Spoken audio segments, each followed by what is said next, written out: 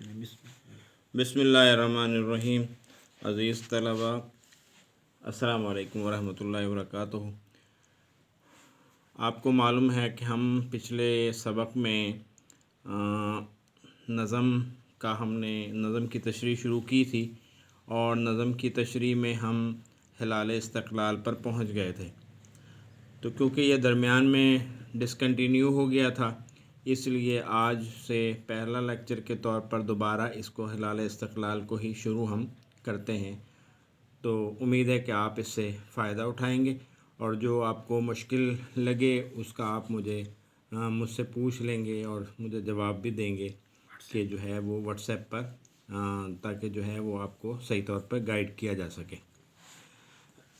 हिलाल इस्तक़लाल नज़म हफ़ीज़ जालंधरी साहब की लिखी हुई है। इनके बारे में आप जानते हैं कि हफ़ीज़ जालंधरी वो शख्सियत हैं जिन्होंने हमारा कौमी तराना भी लिखा था और बड़ी ज़बरदस्त जो है वो नज़म है। इसमें असल में हमारे झंडे को डिस्कस किया गया है, हमारे झंडे की तारीफ़ बयान की गई है कि हमारे झंडे में जो चीज़ें हैं वो असल में किस वजह से हैं और क्या क्या इसमें आइकन्स जो हैं। कभी हमने इस बात पर गौर नहीं किया कि हमारे झंडे में जो आइकन्स हैं वो किस चीज़ की अलामत है। तो आज थोड़ा सा पहले तो हम जो है वो इसके झंडे के आइकन्स को गौर करेंगे और इसको समझेंगे कि हमारा झंडा है क्या। आपको मालूम है कि हमारा झंडा दो रंगों पर मुश्तमिल है, सफ़ेद और सबज़। सफ़ेद रंग असल में अक़लियत को ज़ाहिर करता है और अक़लियत क्योंकि हमारे यहाँ थोड़ी है, मिनॉरिटी है, तो लिहाजा उसका हिस्सा भी हमारे झंडे में कम है। और सबज़ रंग हमारी अक्सरियत को ज़ाहिर करता है, ये मुसलमानों का रंग है, लिहाजा सबज़ रंग मुसलमानों की अक्सरियत को ज़ाहिर करता है। हिलाल कहते हैं पहली तारीख के चाँद को और इसके मुकाबले में लफ्ज़ आता है बद्र। बद्र कहते हैं 14वीं तारीख के चाँद को, क्योंकि बद्र जो है वो मुकम्मल होता है और हिलाल जो है ये पहली तारीख का चाँद होता है। अब सवाल यहाँ ये पैदा होता है कि यहाँ पे तो पूरा चाँद भी लगाया जा सकता था, हिलाल यहाँ क्यों लगा दिया झंडे में? हिलाल लगाने की क्या वजह है? तो उसकी वजह यह है, हिलाल लगाने की वजह यह है कि पहली तारीख का चाँद जो है ये अपनी तरक्की की तरफ बढ़ता रहता है, ये आहिस्ता आहिस्ता ग्रेजुअली तरक्की करता है और ये मुल्क भी इसलिए बना है कि ये आहिस्ता आहिस्ता तरक्की करता जाए। तो लिहाजा इसलिए पहली तारीख का चाँद लगाया गया है। अगर 14वीं तारीख का चाँद लगा दिया जाता तो फिर ये निशानी ये होती कि ये आहिस्ता आहिस्ता रूबा ज़वाल है, क्योंकि आपको पता है 14वीं के बाद 15वीं में चाँद घटना शुरू हो जाता है। तो फिर ये जो है वो तरक्की का अमल, वापसी का अमल शुरू हो जाता, इसलिए इसमें हिलाल जो है वो रखा गया है। दूसरी बात यह कि इसमें जो सितारा है उसमें 5 कोनों वाला सितारा बनाया गया है। तो क्योंकि हमारे 5 सूबे हैं, इस वजह से जो है वो इसमें 5 कोनों वाला सितारा बनाया गया है। हर कोना एक सितारे को ज़ाहिर करता है, मगर इससे आप ये ना समझिएगा कि ये कोना जो है वो शायद गिलगित बल्तिस्तान की वजह से है, नहीं, इसकी वजह से नहीं, बल्कि 4 सूबे हमारे मगरबी पाकिस्तान में थे, सिंध, बलूचिस्तान, सरहद और पंजाब, और 5वां सूबा मशरक़ी पाकिस्तान जो है वो था, उसकी वजह से ये 5 सितारे रखे गए थे।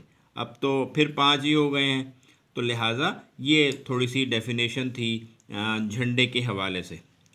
अब मैं इसको पढ़ता हूँ, आप इसके जो मुश्किल अल्फाज हैं उन पर भी ज़रा गौर करेंगे ताकि जो है आसानी से आपको समझ में आ जाए।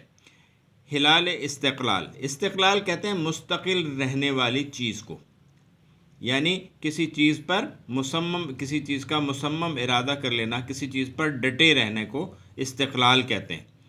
ये इस्तक़लाल का परचम है, इस्तेहकाम का परचम, शहीदों गाज़ियों के हाथ से इनाम का परचम, हिलाली खंजर अंगुश्ते शहादत का इशारा है, ये सैफुल्लाह का परतौ फलक पर आश्कारा है।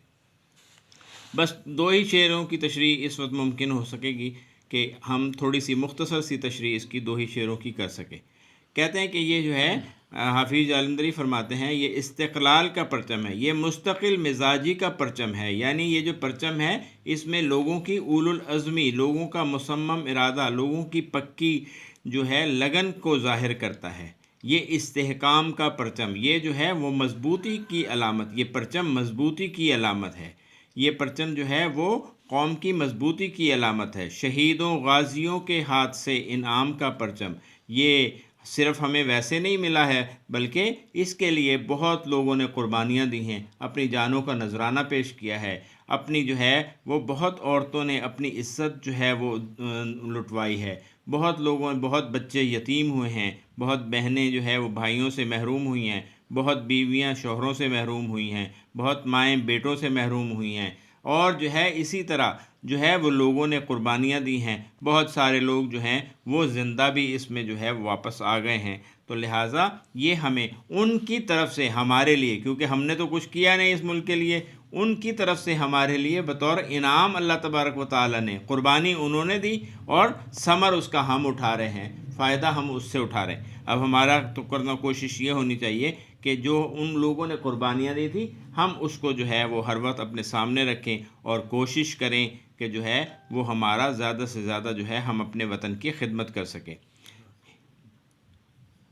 آج ایک ہی شعر پر اکتفا کرتے ہیں، انشاءاللہ کل کے لیکچر میں اگلا شعر پھر پڑھیں گے۔ السلام علیکم ورحمۃ اللہ وبرکاتہ۔